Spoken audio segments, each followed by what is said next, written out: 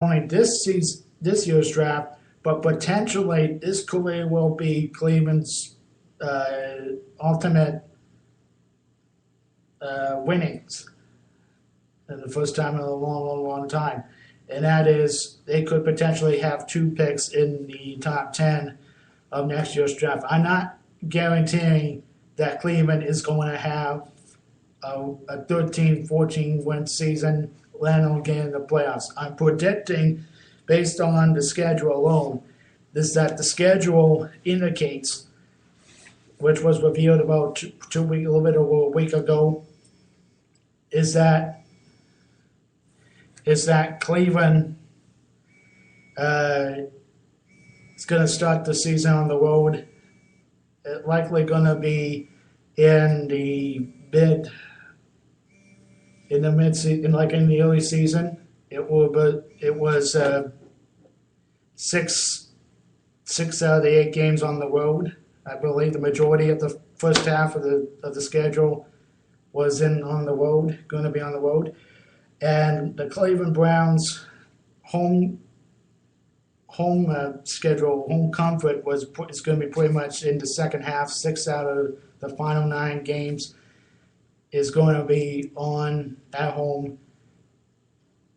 And if the Cleveland Browns was going to be a bit more successful team than last season, they have got to play a pretty good road schedule to start the season. Probably 500 or close to it. I'm predicting this team overall to go 6-10, probably at least 5-11, 6-10. But I'm not going to be 100% I'm not 100% sold on going to 500. Likely will be 6-10 at the very most. Probably no lower than 4 wins, to say the least. They are going to be very competitive under Hugh Jackson. The first impressions are coming up from the 2 minicamps that they have right so far. And I think they're going to have a 3rd one in the rookie minicamp very soon after the draft. From what I have heard is that the Cleveland Browns culture has changed, the perception has changed a little bit. It's going to take a monumental gains this season to get fully respected. But from what I've heard from news conferences, press conferences, I looked at the transcripts, they are really dead set on getting the ship right and have a good season to build on for seasons to come.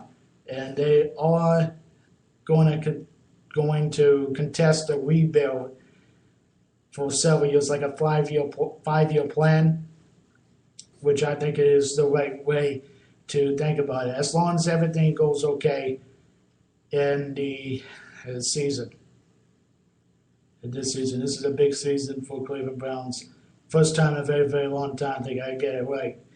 And as for the trade that they gave the pick to Philadelphia, I think this is the smartest trade, without question, the smartest trade that the Cleveland Browns had make since their resurrection back in 1998, since their return to the NFL in the 1998-99 season. After a 2-year absence, we all know the story. I'm not going to repeat it. If you're a Cleveland Browns fan, I don't want to say it. But like I said, as I say this again, this is the smartest trade that the Cleveland Browns has done since their return to the NFL. I think they will get this right. I think the Cleveland Browns will get this right. It's only in a matter of time. So we got to be patient and we got to respect the course. In regards to the draft, and I looked on the Cleveland Browns website, because with the number 8 pick, I'm reading right now the 5 potential options for the Browns for this coming Thursday's draft. The article was released late last week, shortly, not too long after the trade. Look at guys like Miles Jack from the outside linebacker from UCLA, has the potential to have a Pro Bowl career. The biggest drawback is his lower body injuries. I think most notably the knee injury, surgically repaired just recently. So it'll be interesting to see how that shape out. Vernon Hargrave from Florida, cornerback. This could probably compete with Joe Hayden, or then succeed Joe Hayden for the spot in the roster in the starting corner spot. Ezekiel Elliott, Ohio State running back. I watched his E60 show, ESPN E60 on YouTube. They did a piece on about him, and it's a pretty powerful story. I think it was released just before last season, and they call it NCAA. He is widely considered to be the best running back in this year's draft class. Jude Johnson and Isaiah Crowell are currently on the roster and is considered to be playmakers in the Browns team, but Ezekiel Elliott will be a major force for the Cleveland Browns if we get him. Joey Bosa, Ezekiel Elliott's teammate. He could well be available number 8. But the big question is, could he play in the 3-4 defense under Ray Horton? That we'll wait and see if Bosa does get drafted to the Cleveland Browns, which is still a likely situation. Or it could very well be Baltimore, San Francisco, or even Dallas will get the selection of Joey Bosa from Ohio State. So it is still unclear if he's going to be number 8, but only time will tell. And the guy that it was formerly going to be the number 1 pick down to Tennessee from Ole Miss, left tackle Louis Tonsil, he could, if selected, he could compete with in the starting job or to take over Joe Thomas's role if he does. If Joe Thomas gets traded before the training camp. And from what I've heard is Tonzo is one of the better linemen, if the best lineman in the NFL draft this year. But only time will tell if Cleveland is going to make the big selection. And quickly, before we go to the Ticats very quickly, we'll talk about now the mock draft selections. Guys like Charlie Casserly, Daniel Jeremiah, Charles Davis of NFL Network, they have selected guys like Ezekiel Elliott, Miles Jack, and it's a pretty close to a strong consensus that it's going to be either Jack or probably both sides. It is a lot of a lot of strong consensus that they likely will trade down to get a quarterback or remain at number 32 in the second round, to open the second round with the acquisition of a quarterback on the NFL draft, or even go higher in the first round as the second selection. So guys like Ezekiel Elliott, Miles Jack, which is the consensus majority, is likely that Jack is going to be playing with Cleveland Browns, and who was considered to be the steal of the draft, barring a significant leg injury. But like I said before, I say this again, Cleveland's got to make it right. Cleveland's got to get it right. And I can't wait for the draft, which will come on the April 28th, this coming Thursday night on NFL Network, starting today, I believe. They are doing the special draft week. That is on the top of NFL Network. 8 p.m. Eastern Time is the official start of the draft on NFL Network, and I believe as well on TSN. I don't know which channel of TSN, TSN 1, 2, 3, or 4. I don't know exactly at this point, but check your TSN network, TSN channels for the availability of the NFL draft, or even if you have the NFL Network on your package of stations that you're eligible to watch or paid for to watch, strongly recommend you go NFL Network because they got really, really great analysis.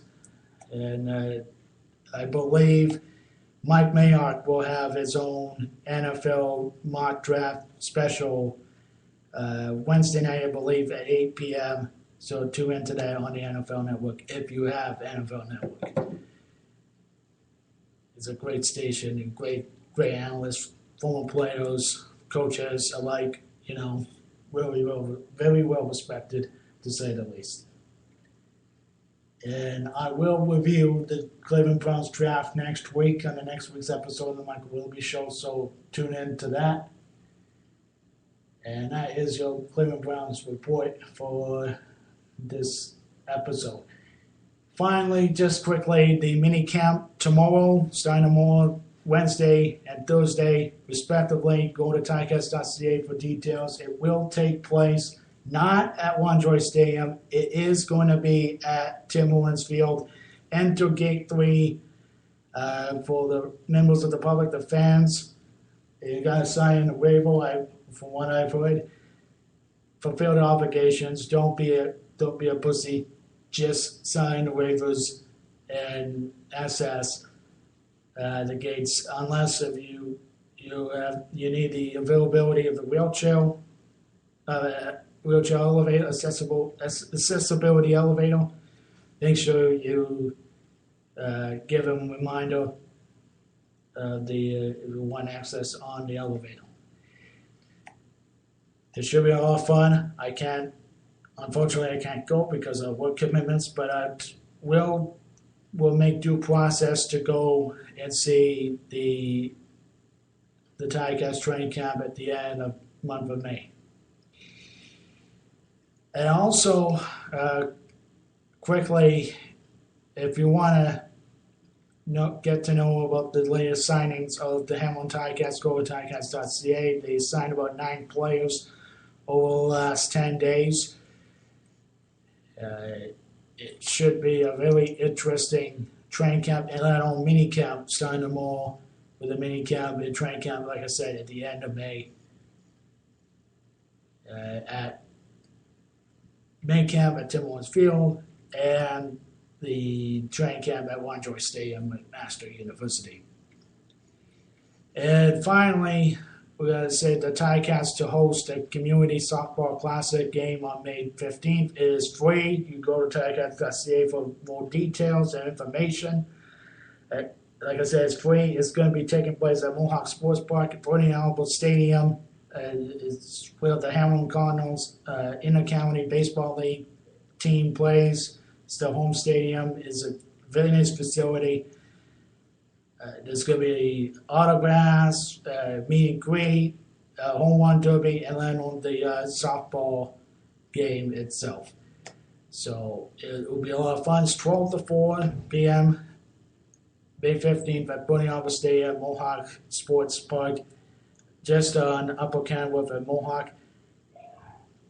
For more information, like I said, go to ticats.ca. That concludes the Michael Willoughby Show, episode number 27. I'm your host, Michael Willoughby, and I'll talk to you soon. Bye-bye for now.